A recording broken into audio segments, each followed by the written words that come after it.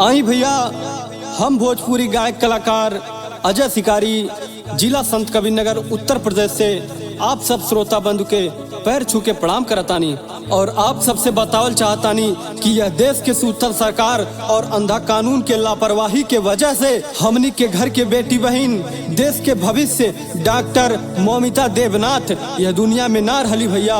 बड़ी शर्मिंदगी के साथ कहे के पड़ता भारत सरकार और कोलकाता के माननीय मुख्यमंत्री जिसे हाथ जोड़ के गुहार लगावतानी। आई आप सब हमरे गीत के माध्यम से सुनी।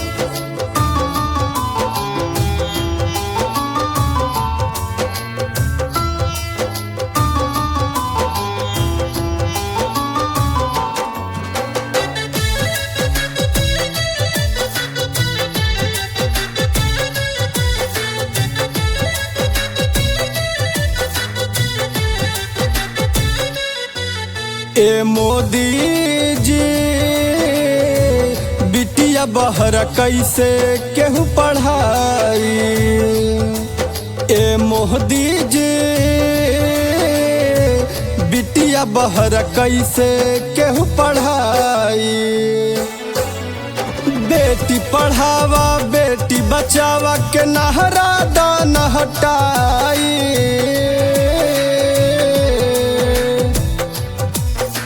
मोदी जी बिटिया बहर कैसे केहू पढ़ाई।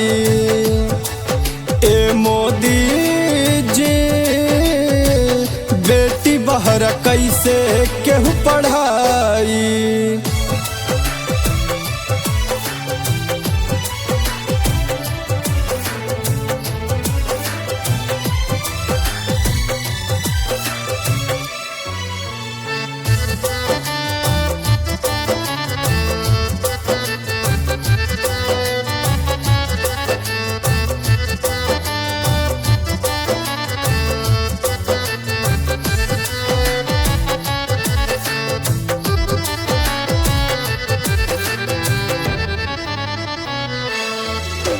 जनम बचावे वाली बिटिया के जबना जनम सुरक्षित बाँचल।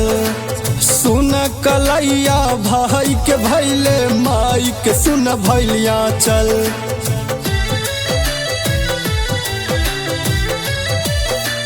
हाँ, जनम बचावे वाली बिटिया के जबना जनम सुरक्षित बाँचल। सुन कलैया भाई के भैले माई के सुन भैलिया चल। पिटी पिटी छतिया बाबूजी रोए खूनवा के लोरावा बहाई।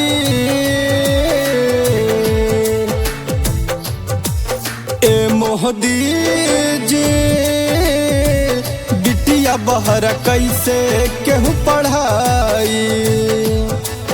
ए मोदी जी बेटी बहर कैसे केहू पढ़ाई।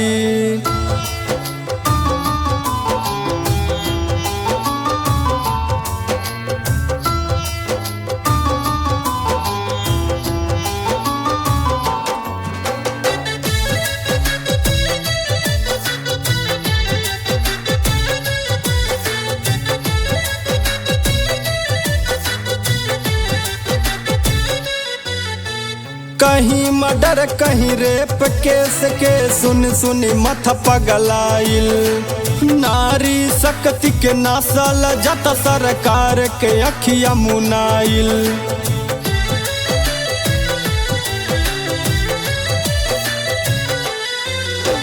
कहीं मर्डर कहीं रेप केस के सुनी मथा पगलाइल।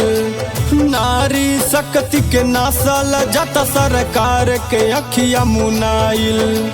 कृष्ण अजय के इहे बाया पिल पपियन के फांसी चढ़ाई।